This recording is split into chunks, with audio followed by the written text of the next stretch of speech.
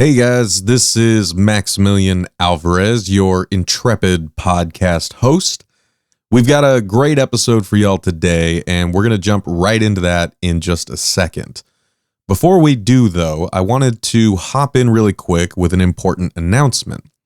So, as y'all know, 1,400 workers for the cereal giant Kellogg's have been on strike since October 5th at plants in Omaha, Nebraska, Battle Creek, Michigan, Lancaster, Pennsylvania, and Memphis, Tennessee. A couple of episodes back, I had the honor of talking about the strike with Dan Osborne, who has worked at the Kellogg's plant in Omaha for 18 years and currently serves as president of the Bakery, Confectionery, Tobacco Workers, and Grain Millers International Union, or the BCTGM, Local 50G.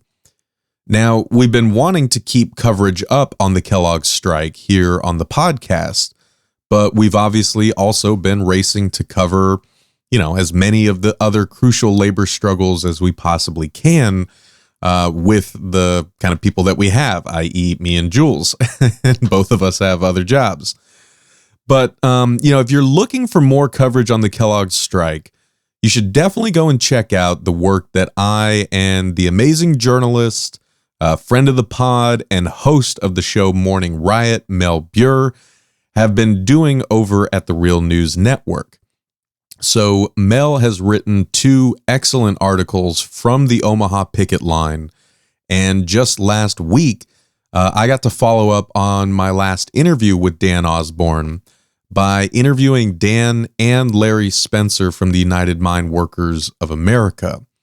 And I'm especially proud of that interview. Larry is serving as vice president for District 20 of the UMWA, which represents the 1,100 coal miners who have been on strike at Warrior Met Coal in Alabama since April. You guys may remember Larry. I think he made an appearance in one of the podcast episodes that we did on the strike that was hosted by our wonderful friends down there at the Valley Labor Report. But, I thought that it was really important to get folks from the Warrior Met strike and the Kellogg strike on the same interview. And I thought that Larry and Dan did an incredible job breaking down where things stand with each of these important strikes. And, we also discussed the ways that companies like Kellogg's and Warrior Met have been weaponizing business-friendly courts to try to break strikes. Anyway, my point is that if you like the working people interview that I did with Dan Osborne a few episodes ago, and you have been hoping for more coverage from me and others on the strike, we've been keeping that coverage up over at The Real News, and we've linked to those pieces that I mentioned from me and Mel Buer in the show notes here. So you may be asking, all right, why are you bringing this up before an episode on the lockout that's currently happening in Major League Baseball? Great question. So, the reason that I'm recording this intro is to let y'all know that we've got a very exciting announcement to make. So, after talking with Mel, we were in complete agreement that it is so important that we not only report on strikes and other worker struggles, but that we stay committed to them and do our part to keep the pressure up, keep the solidarity going, and see these struggles through to victory. And that is why Mel and I are teaming up to co-host a 6-hour live stream fundraiser for striking Kellogg's workers this Friday, December 17th, from 6 p.m. to midnight Eastern Standard Time. Now, we're going to have folks from a number of the local plants that have been on strike talking to us on the stream, and we're going to try to get folks from each plant if possible. We're also going to talk to local union presidents, and we're going to have some other special guests swinging through, and it's going to be a lovely, fun, solidarity-filled 6 hours. And, with the holidays approaching, with the weather getting colder, and with Kellogg's threatening to replace all of the workers who are on strike, we need to do all we can to show as much support as we can for these brave workers and help them keep the fire burning. So, mark your calendars. This Friday, December 17th, from 6 p.m. to midnight Eastern Standard Time. Come hang out with us, help us spread the word, and donate what you can. So we will be streaming the live stream on the Working People YouTube channel, and there's a link to that in the show notes for today's episode. And we're also planning to cross-stream on Twitch and Facebook. We will be posting regular updates on the Working People and Morning Riot Twitter feeds throughout the week. So if you want more information, that's where you should go to get it. But I'm also going to be checking back in later this week right here on the Working People feed to give you guys all the exact details about where you can donate, what the schedule is for the live stream, and all that good stuff. We were hoping to have all of that set in stone by the time today's episode came out. But, we're also trying to do everything as democratically and transparently and above board as possible. And that means things, can move a little more slowly.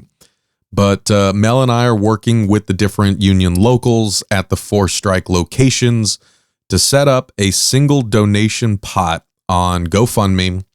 I know GoFundMe takes a cut, but, everyone recognizes it. People recognize it as legit, so that's probably what we're going to go with. Then we will post, how much money we raised at the end of the live stream, and we will disperse 100% of the funds raised equally to the different strike funds for each of the union locals. Again, we will be blasting the link to that GoFundMe on our social media feeds, but I'll also check in with y'all later this week to let you guys know exactly where to find it.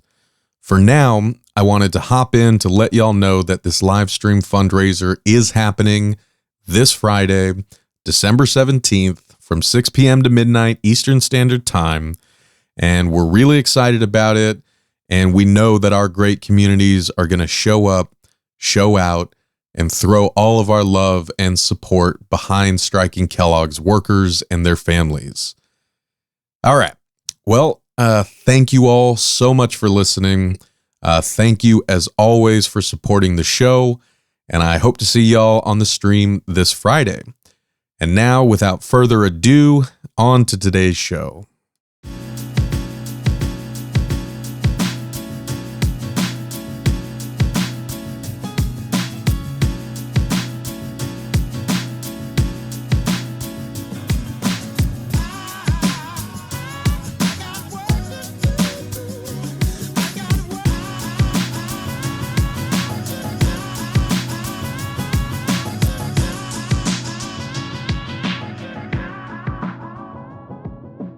My name is Bobby Wagner. I'm one of the co-hosts of Tipping Pitches, a baseball podcast about labor and the lovely sport of baseball. And I'm Alex. I'm the other co-host of Tipping Pitches, and we're really excited to be here today. All right. Well, welcome everyone to another episode of Working People, a podcast about the lives, jobs, dreams, and struggles of the working class today. Brought to you in partnership with In These Times magazine and the Real News Network, produced by Jules Taylor, and supported entirely by beautiful listeners like you.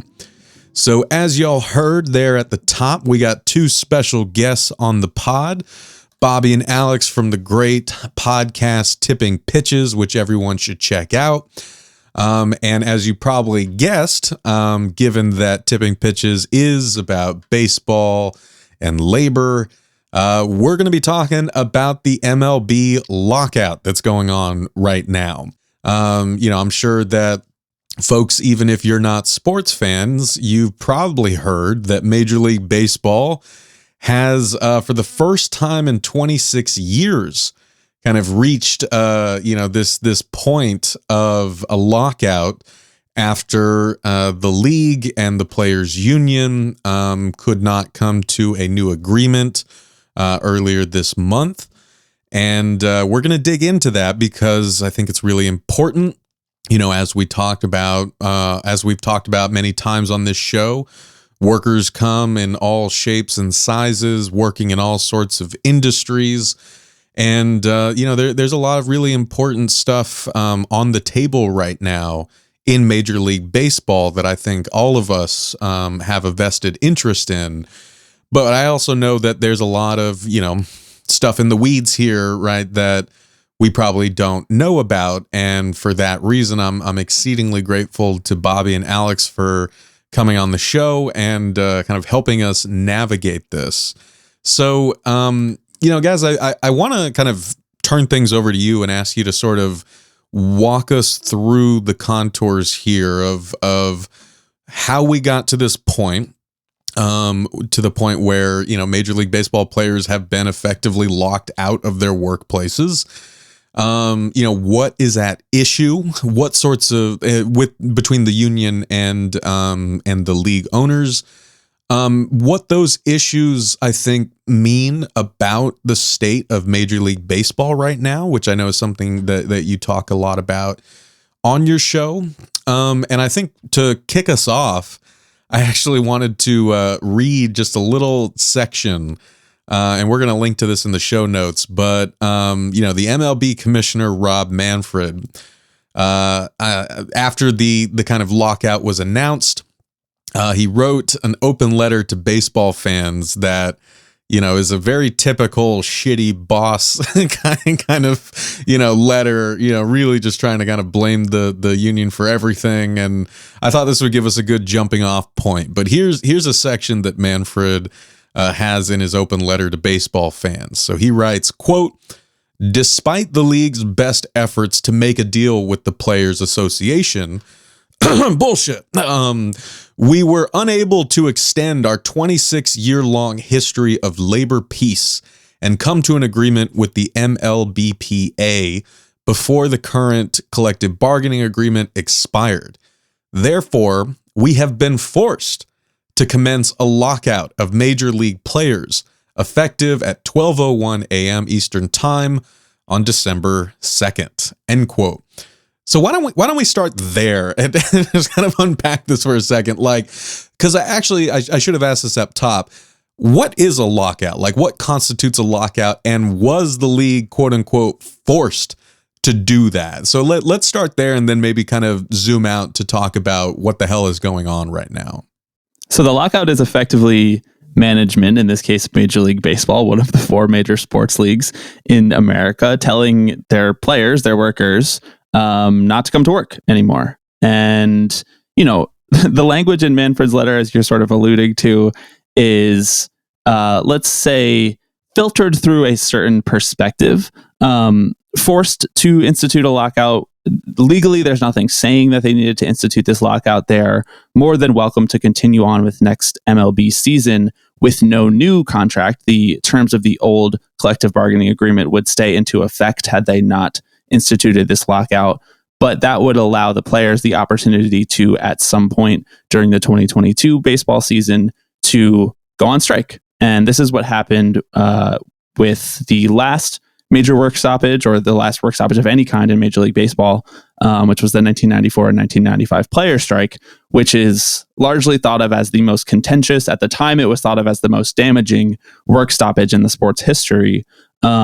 But what really happened, and what Manfred is not really saying in between the lines here, what really happened is that the players went on strike and the owners all ran to their corners scared, because they realized that the players had the ability to just completely put an end to their product midway through a season, and they don't want that to ever happen again. So they instituted the lockout now during the offseason to avoid, giving the players that ability to withhold their labor midway through a season, because they know that provides them a certain amount of leverage, that a lockout during the offseason, when not as many people are paying attention, not as many people are trying to go to baseball games, it just won't allow the players that to have as much leverage as they did in 94.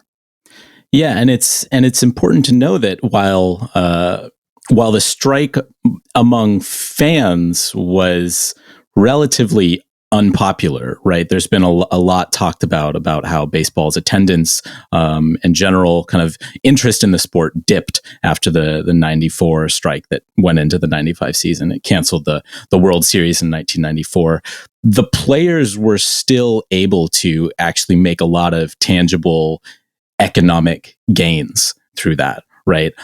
They managed to wring out of owners these proposals that would, in theory, increase competitiveness, increase parity across the sport.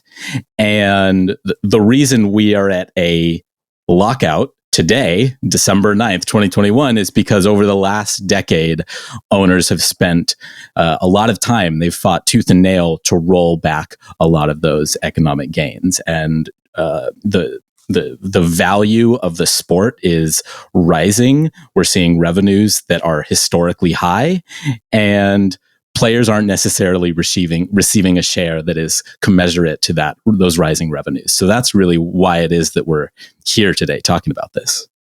So let's talk a little bit about those gains that were made or progress that was made on the player worker side, and basically kind of like what led us to this point, right? So I guess like for folks who are listening who maybe are just sort of like armchair fans of Major League Baseball, or even for folks who don't watch baseball at all, but I think you probably know a little bit about it.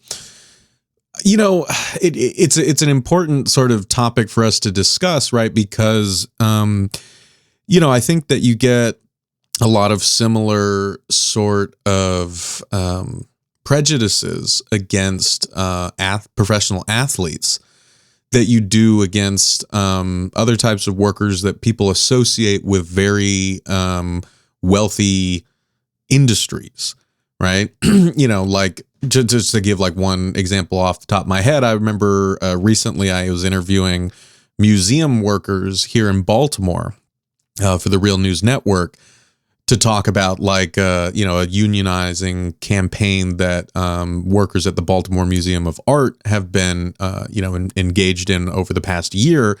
And one of the things one of those workers told me was like very comical, but I thought he really hit the nail on the head, where he was like, people think because we're working at these venerable institutions and that I on a day-to-day basis am handling pieces of art that are worth more than I'll ever make in a lifetime, that somehow that translates to me making, like an exorbitant amount, when that's just not the case, right?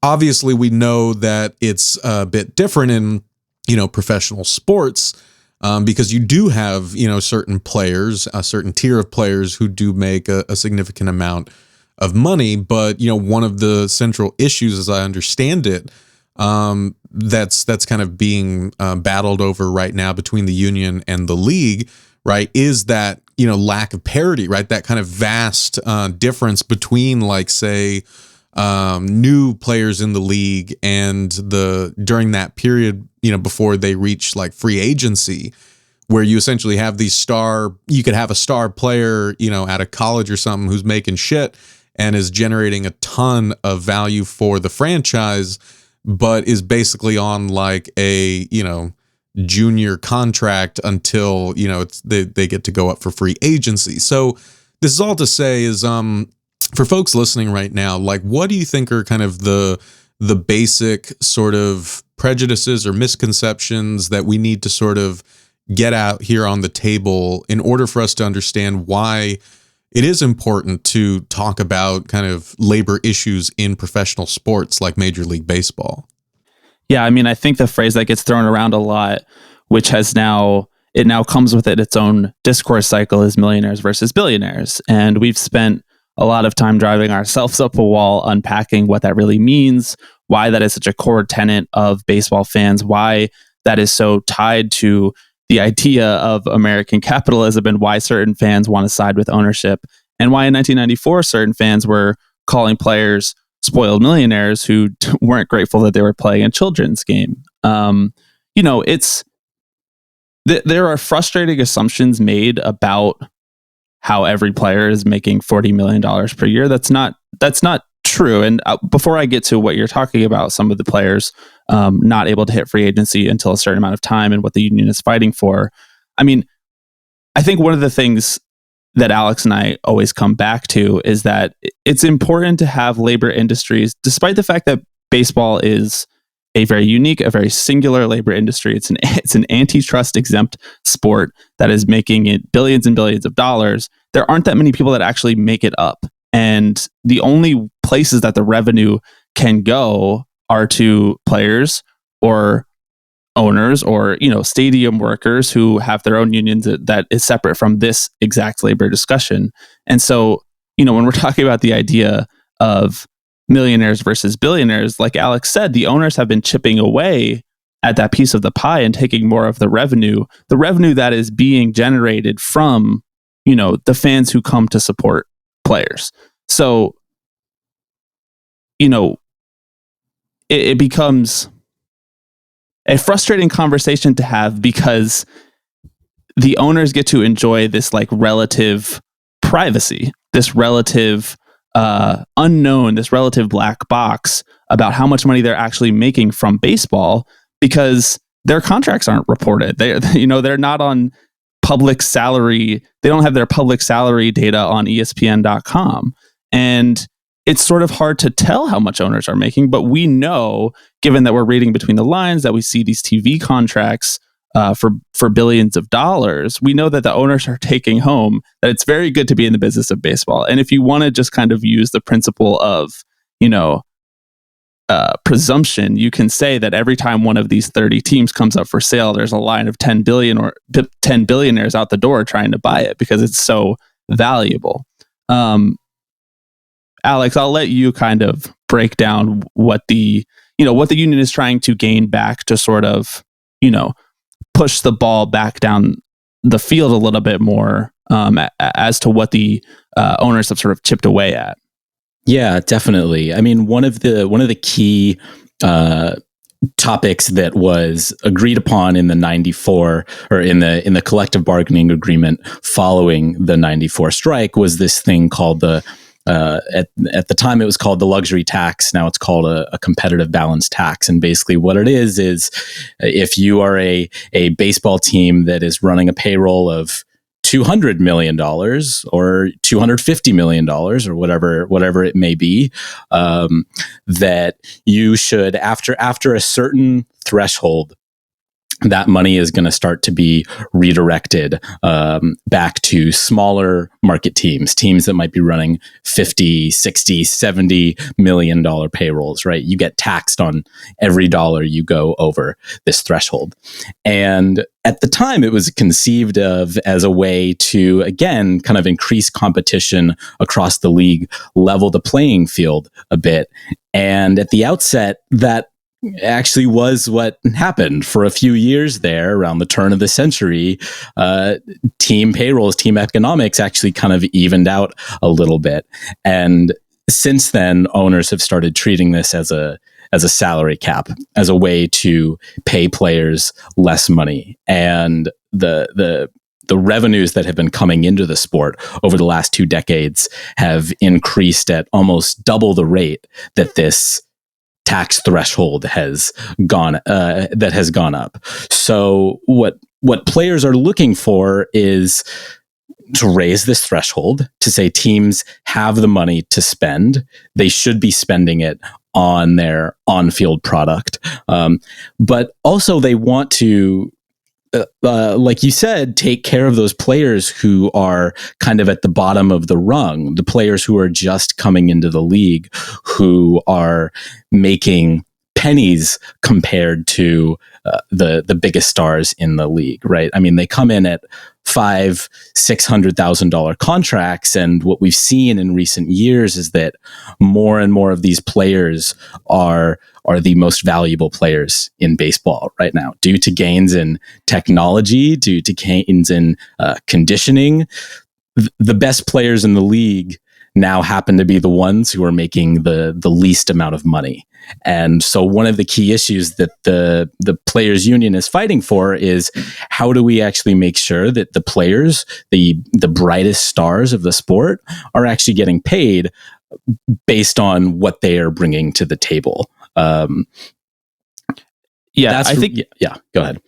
sorry, Alex, to cut you off. I think an important sort of like historical baseball economic structure to understand here is that younger players used to make the least because they were, the biggest gamble. When guys were coming up, you didn't know if they were going to be as good. And then they would get paid more once they had sort of served their time, once they had gone through and gone all the way up the ladder and they'd become stars with their teams. Teams would retain them and teams would pay, whatever the market value said that player was worth. And more teams have seen that with cost-controlled younger players, because of, that players cannot get to free agency until they have served in MLB for 6 years. So whereas like in another job, you can change however often you want to, in baseball, for your first 3 years, you make the league minimum. If your team chooses to pay you that, they can choose to pay you more, but they don't do that on their own accord very often. And then in your years 3 through 6, you can go through this process, which is called salary arbitration, where you submit one salary number, the team submits another number, and then a neutral arbiter decides which number is more reflective of that player's actual value. And then after 6 years, you can kind of go into free agency. Well, what we've seen happening is that teams don't want to pay the sort of middle class in free agency the way that they used to, because they have big data, they have analytics that tell them that it's not as cost effective as it is to just go look for another younger player who you're paying the minimum salary. So that is one of the forces and one of these sort of handshake agreements that the Players Association is trying to, rectify, because teams have stopped holding up their end of the bargain with that when it comes to that respect. And a vast majority of players, speaking to billionaires versus millionaires, a vast majority of players are making less than $1 million a year. And quite a few players are making under $100,000 a year, right? So there are a lot of players that are kind of on the fringes of the sport that might get shuttled back and forth between the major leagues and the minor leagues, which has its a whole host of issues on its own regarding labor. But that's, I think, why our gears get ground when we kind of hear that turn of phrase, because not only is it kind of an unfair characterization of the dynamics in the sport, it's just not right. It's not factual in any way. Well, and this is again like why I think it's so important for us to kind of talk about this right now. Right, because in a lot of ways, what we haven't said the term yet, but what we are discussing is something that has come up a lot of times on this show, especially this past year, especially during a number of the important strikes that have been happening in different sectors of the American workforce, which is the fight against two-tier employment systems and two-tier wage systems, right? I mean, listeners will remember that this is what Kellogg's workers, 1,400 of them at plants in different states, are going to the mat for, right? We spoke to Dan Osborne, who is the BCTGM Local 50G president down there in Omaha. He's one of these, I guess you would call it, first-tier, workers. He would be like, one of those veteran players, right? He's been working at the Kellogg's plant in Omaha for 18 years. He has worked his way up to, the kind of like middle class life that he believes every worker there should have. But one of the big issues there at Kellogg's is that the new hires are put into this second tier, where kind of like you're describing with baseball players, it's like you're there for 4, 5, 6 years. You're making, significantly less. You have significantly fewer benefits. You're supposedly going to be cycled into the first tier after so many number of years. But what you guys said that kind of made me think about this was like, these companies know the score. They're not dumb, right? What they're calculating is like, well, you could squeeze a whole lot of value and a whole lot of labor out of newer workers who are put into that second tier. If only a few of them are actually going to make it to that first tier, you're really just lying to them and saying like, oh yeah, put in your time and then you'll get brought up to this second to this first tier where you'll be making the wage that you should be making and you'll be getting the benefits that you should be getting and yada yada yada. That's kind of all just for show, right? People know that it's like, well, no, you're just going to kind of constantly be cycling in fresh bodies into this lower tier, knowing full well, like Amazon knows, that a lot of those workers are never actually going to make it to the first tier. And that's kind of by design.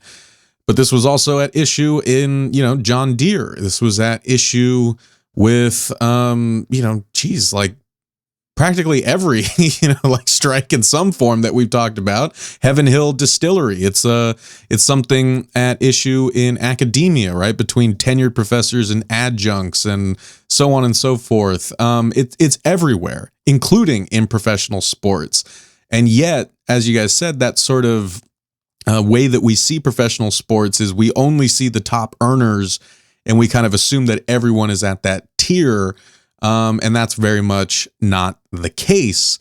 And, I guess I wanted to ask like a quick question about that is what does that actually mean for the sport itself? Like, I guess, like, how does this sort of labor arrangement translate to the kinds of things that fans see on a season to season basis? Does that make sense? Yeah, I think that's a very good question. It's very well phrased. And I will also add that, Alex alluded to this too, but there is a third tier in Major League Baseball, which is, and you can maybe even say a fourth tier, but which is minor leaguers, which are actually not represented by the MLB Players Association. So they do not have the protections of any collective bargaining agreement or the union at large. And what we've seen owners do with that freedom of how they can treat those workers is we've seen them lobby Congress to exempt them from minimum wage laws. So these are the type of hawkish,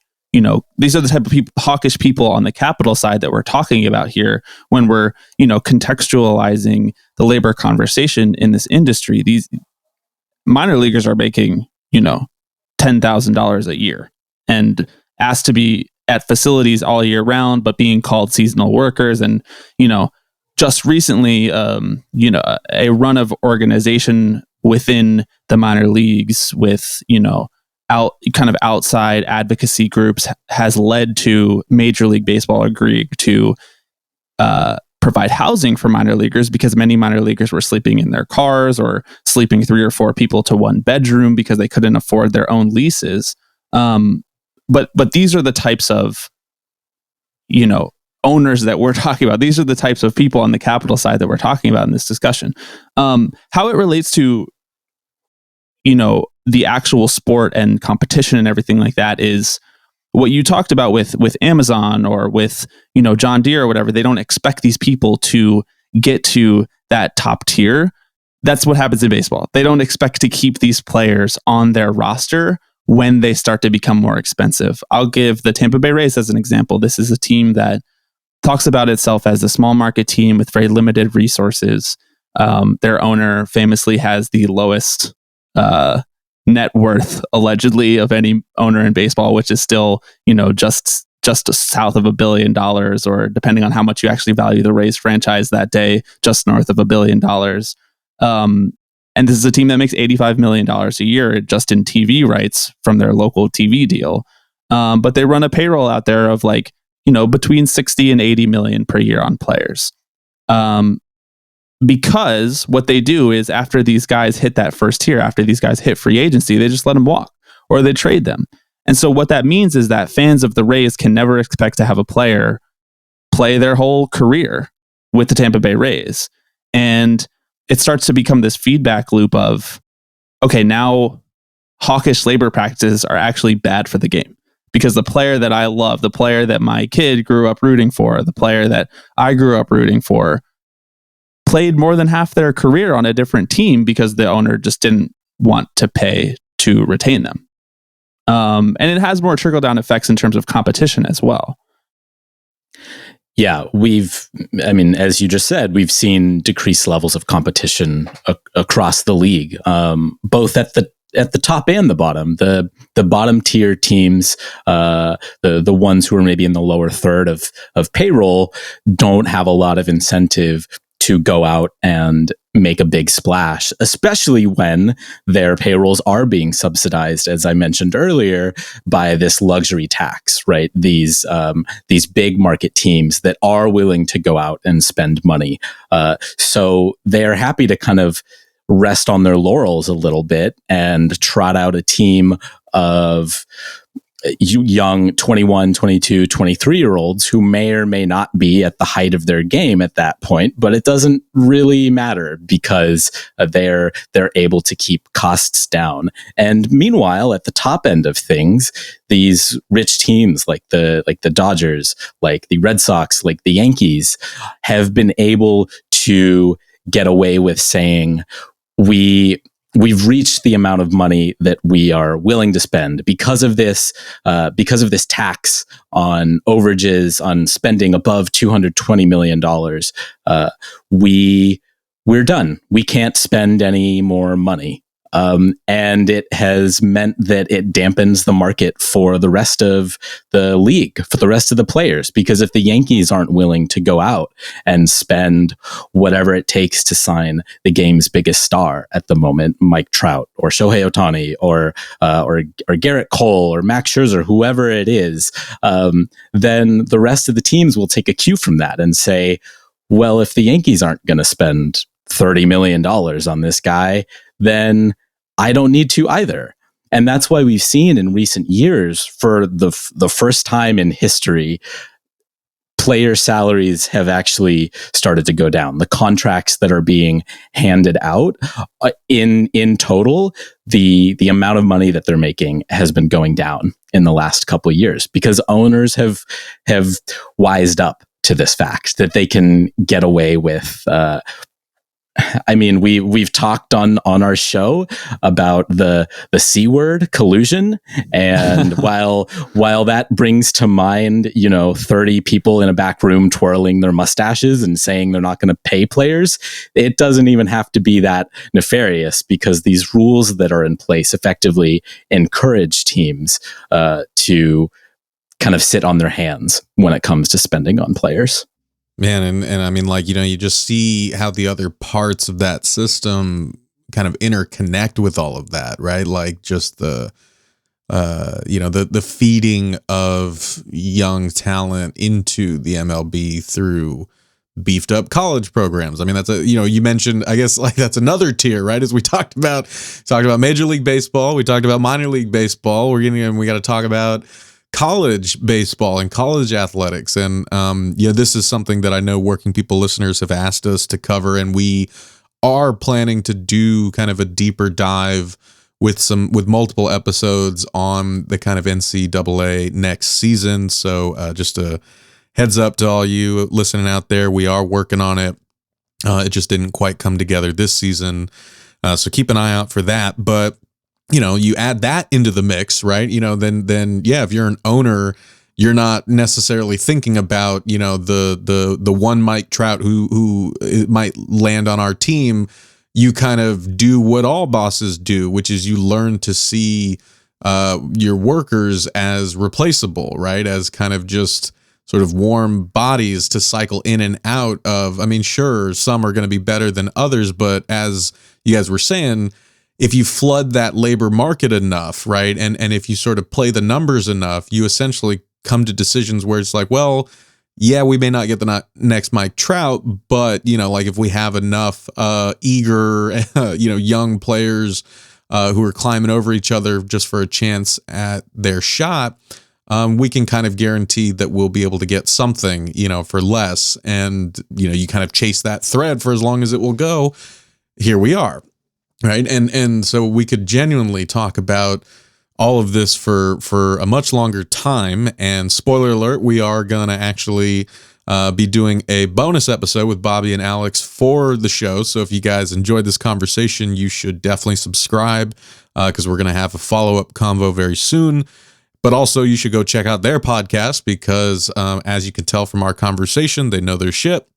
And they have a lot of great conversations on the show, a lot of great guests. So, I just wanted to thank you guys again for coming on. And by way of rounding out, I guess I wanted to ask, what your sense is of where this is going, right? We are in the off season. I think I've been seeing a lot of different, sports writers, beat writers kind of saying, this could drag out for months. We don't necessarily know what's going to happen, but I guess to sort of, give listeners at least a sense of what they should be looking out for and what sorts of bullshit they should be sniffing out over the coming weeks and months. I wanted to ask, what do you see kind of happening to resolve this issue, or where do you see where do things stand right now? And also, if we could kind of connect that back to where we first started, because I thought you guys made a really great point about, this is the first time in 26 years, right, that you've had kind of a major what did what's his name, Manfred, say after 26 years of labor peace, right? So we have ended that labor peace after 26 years. A weary peace, right? But 26 years ago in the 90s, that was a radically different time in this country, right? That was when I was growing up as a deeply kind of conservative person in Orange County. Like, we used to go watch the Angels play in Anaheim right up the road. There was a very sort of different vibe, when it came to labor and not just in professional sports, but I mean, if teachers went on strike, it was like, oh, you ingrates, you're greedy, you don't care about the kids, you just want more money, right? It was a time in this country with the .com boom and the real estate bubble and stuff where more and more people saw themselves as kind of like, would-be owners, would-be members of that owner class, right? The American dream still seemed possible to a lot of us, and a lot of us were really looking at labor issues. If we even saw them, we were kind of seeing them through that lens of like consumers who were being inconvenienced by the games not happening, right? Or, the store being closed. That seems to be quite different now in our current era of labor unrest. More and more people who have been struggling, like in greater numbers to make ends meet for many reasons that we don't have to go into right now. But I think that, the fact that so many people around the country have been supporting the strikes that we've been seeing, the fact that so many people have been behind the unionization efforts at places like Starbucks is really incredible. So something is definitely changing in the kind of American psyche. I wanted to ask, how that plays into the current lockout. So there's a lot there. Take what you will, and I guess just like your final thoughts on where this is going and how this situation is different from 26 years ago. Yeah, I mean, I think it is definitely very different from 26 years ago. Though I will say, baseball is uniquely positioned. The MLBPA, the union that represents the players, they are uniquely positioned in that the viewership, the fans of baseball, are much older than most sports, much older, and even, if you can believe it, whiter than a lot of other sports. So, they do have sort of like a larger hurdle to overcome, and which is why you don't see a lot of, or as much public messaging as you would see for like a different union in a different industry. I think that like Alex and I, we debate amongst ourselves a lot on our show, actually, how much opinions about these things are actually changing. But I do think that this being the first work stoppage, the end of the labor peace that Rob Manfred so eloquently laid out in his letter, that's happened during the social media era, I think is an unknown for the owner side. And I guess for the player side as well, if they are sort of like split on their messaging. It's a very tough challenge to organize a bargaining unit of 1,200 players or so, or thereabouts, who all come from different parts of the country and all have different feelings about the way that baseball should be, and all have this very, very, very intense and passionate relationship to their work because they've crafted their entire lives around it, and there's only so many people who can actually do what they do. So there are a lot of big challenges when it comes to organizing that group of players. I definitely think that fans are much more knowledgeable about what goes on, and despite the fact that we don't know as much about how much owners are making from baseball, I think that most fans have a better idea of the fact that Major League Baseball as an entity is very financially lucrative, and there are not going to be teams that are going out of business the way that they said that they would be in the 90s, or had to move teams out of certain cities because they were not financially viable or whatever else. So I'm interested, candidly, to see how that plays out. The one thing that I keep coming back to is this idea that fans are very frustrated with the way that ownership has operated with regards to competition. That these teams are not trying their hardest to win the World Series because, fans are very passionate about seeing their baseball team win, and when they see that owners are not putting their financial might behind putting the best team on the field, that can cause resentment from fans, and that is much more in the benefit of the players than the owners in the long run. The idea that a lot of these players, through their unique talents, then garner generational wealth versus generational and life-changing wealth, versus how owners don't need the money, that this is just like a side business venture for them, I think is much more pervasive than it used to be, and definitely much more pervasive than it was during the 1994 strike, or than some of the sort of labor strife in the early 2000s. But it is sort of an unanswered question. I would guess, personally, I hedge it to be, I don't think that this will be resolved much before February, which is when MLB spring training is currently scheduled for. And it might push the season back a little bit, but I think that it will be resolved, because some of these larger, huge fights, like a salary cap, or the inclusion of minor leaguers or minor leaguers treatment, or earlier free agency, I think that they will ultimately kick those down the road to the next CBA fight. Alex, do you feel differently? No, I think you're spot on. I mean, that was effectively what happened in the last CBA that was negotiated 5 years ago. These two sides kicked the can down the road and kind of decided to punt on talks about changing the competitive balance tax or revenue sharing or any of these big ideas. And I think that you're right that most likely, I mean, the two sides, it's important to know that the two sides are really far apart right now. The players are asking for somewhat radical demands, at least in the context of these discussions, that we're talking about. They've seen how the tides have been changing over the last decade or two, and they've decided that, it's time to put up a little bit more of a fight when it comes to getting their piece of the pie. There was a really interesting moment, kind of drawn out moment, last year in spring of 2020, the year the world stood still, and obviously, the Major League Baseball and its players had to decide how, if at all, they were going to have a season, and there was this really long, drawn out, kind of months long fight over what that would look like, what the conditions would be under which players would be willing to go back and actually play, right, amidst a global pandemic. And the owners were fighting pretty hard to say, we're not going to pay you the salaries that you maybe would have gotten otherwise. We might do some sort of prorated system.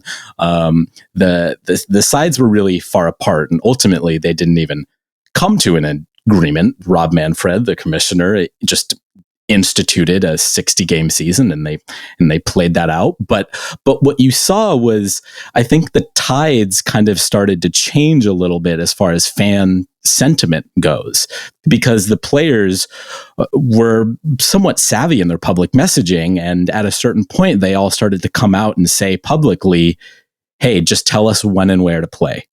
We are happy to play. If you pay us what you said you would pay us, last year or the year before or whatever, we're happy to show up and play because we want to play baseball. And the owners couldn't necessarily come to the table in good faith and meet those demands. And as we speak, there is still a grievance that was filed by the Players Association over that very issue. But as a result, I think you saw a lot of fans kind of start to say, yeah, maybe the owners aren't necessarily the good guys in the situation. Yeah, it might be billionaires versus millionaires, but the billionaires are the ones who are fighting tooth and nail to make sure this season doesn't happen unless it happens on their terms. And so I think that was a really key moment in setting up the fight that we're at right now, because the players gained some of the confidence I think that they needed to really go into this fight headstrong, willing to fight to the very end for these economic gains that we've been talking about. So I'm interested as well to see how things play out, because this all happens, in behind closed doors. We obviously have very little in the way of intel of what the current proposals are or how long this might drag out. Again, I think that what we'll end up seeing is an agreement that is probably somewhat similar to the last agreement that the two sides came to. But there's a lot at stake right now. The billionaires have, the owners have billions of potential dollars in revenue and TV deals that is on the table in this negotiation, and the players see that. They recognize that as leverage. So we'll see. But come February, if there isn't a deal that has been struck, I think that's the time when fans should start to wonder when we actually will see games.